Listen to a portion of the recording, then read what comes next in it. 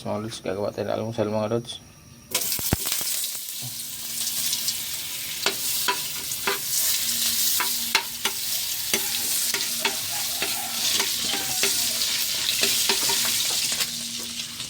Kaya ito muna kasangapuin natin. Ayan. Lagyan natin yung bawang mga lods.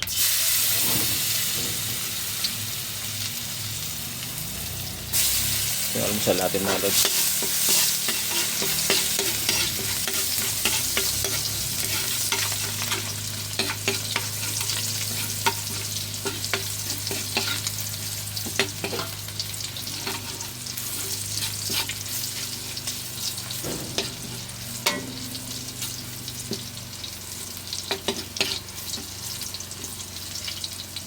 Lagyan natin bawang, ay sibuyas.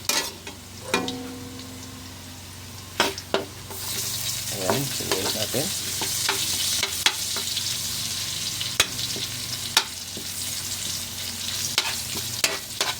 Igisa natin mga lods yung ating manok.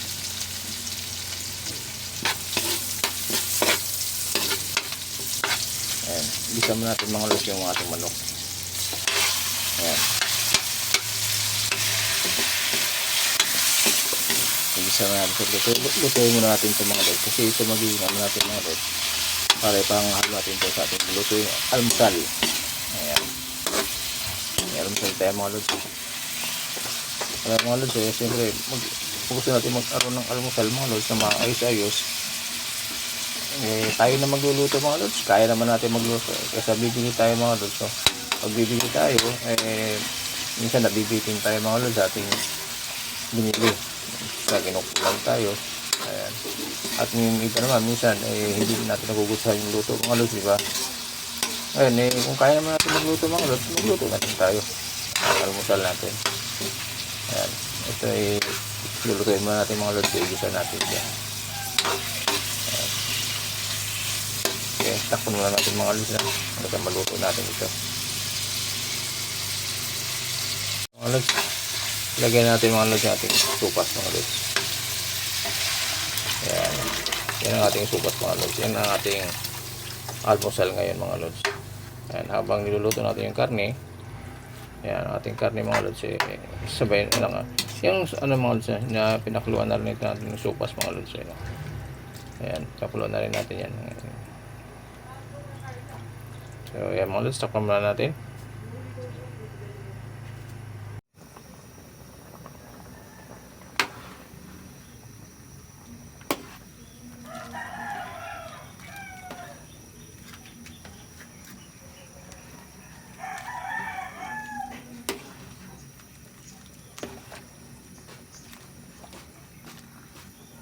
Lagyan natin mga lods yung ating yung ating hotdog. Ayan. Kalat natin mga lods yung hotdog natin.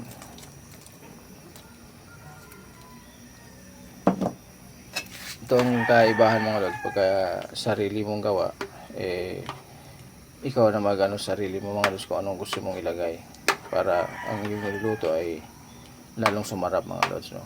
Kahit simple lang, importante masarap mga lods yung ating niluluto. Yan ang kaibahan mga lods sa lutong bahay. Sa doon sa mga bumibili lang tayo na hindi natin sariling luto. Tsaka ikaw rin nakakaalam mga lods kung anong luto mo. So, so yun mga lods, lalagyan natin siya ng mushroom. Ayan.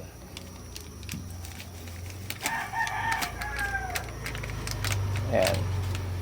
Tapos migos-migos lang natin. Ayan, migos-migos lang mga lods para mag-mix yung ating mushroom.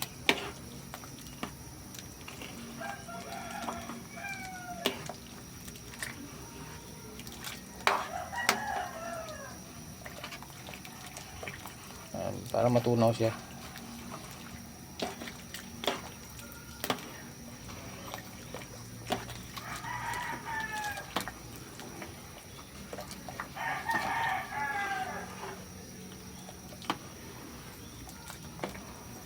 Ayan. Simple lang ito mga lods, pero depende na sa atin kung anong mga ilalahok natin pa mga lods para sumarap yung ating niluluto. So, malaking pagkakaiba mga lods, diba? Yung sarili mo luto Saka doon sa bumibili ka lang. Kasi pag bumibili ka lang, kung anong luto, yun lang yung. Pero wala ka ng ano, mga lods na kung ano pang gusto mo. Hindi ka tulad ng sarili mong luto, pwede yung pagdagdagan kung ano gusto mong ilagay. Para importante, sumarap yung ating luluto mga lods. So ayan, imikos-mikos lang natin mga lods at pakukuloyin lang natin. Okay, takpan muna natin. Ayan mga lods. Ito na may paminta natin mga lods.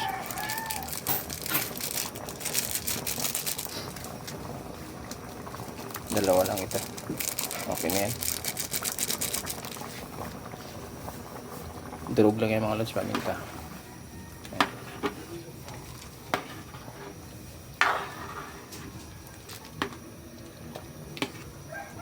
Ito yung matsiki natin mga lods. 4 na piraso lang ito. Pampalasa lang naman yung mga lods sa ating lulutong supas mga lods. Yung ating karne. Ayan o.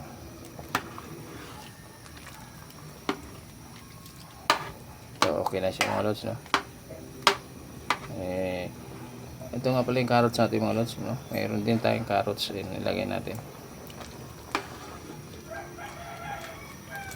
Naligtaan ko lang ipakita sa video mga lods, pero may carrots tayo. So yun mga lods, no? Ilagay natin yung ating gulay at dagdag natin dyan.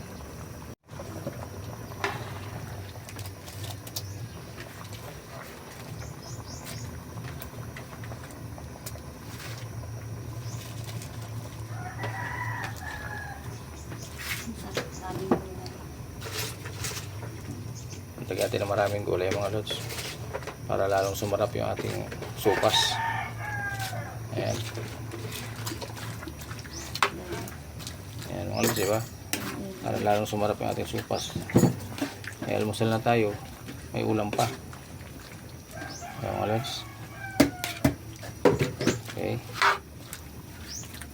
Bago natin ito lagyan ng asin mga lods, tikman muna natin kasi mamaya ma-over sa alat mga lods yung ating, kasi meron tayong nilagay na mushroom na powder. So tikman muna natin ito mga lods bago natin lagyan ng asin. Ayan.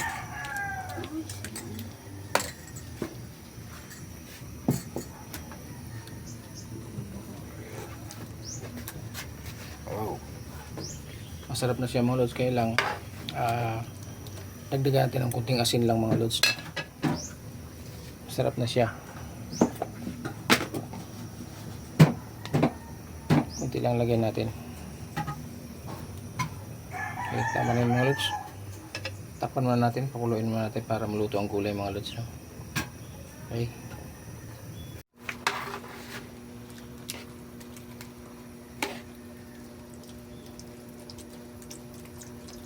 Gatas naman yung mga lods ang lalagay natin.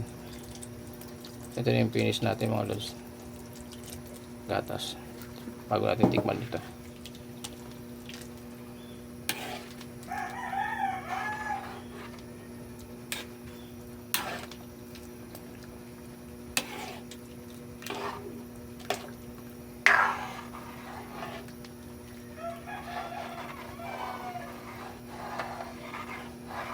Okay, tikman natin mga lods.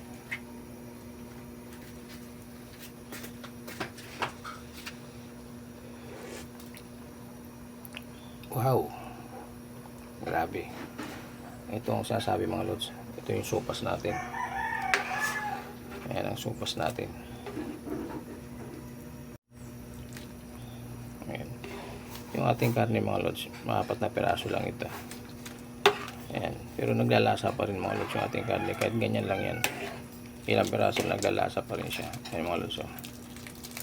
Ayan, okay. Oh. Diba? Ayan.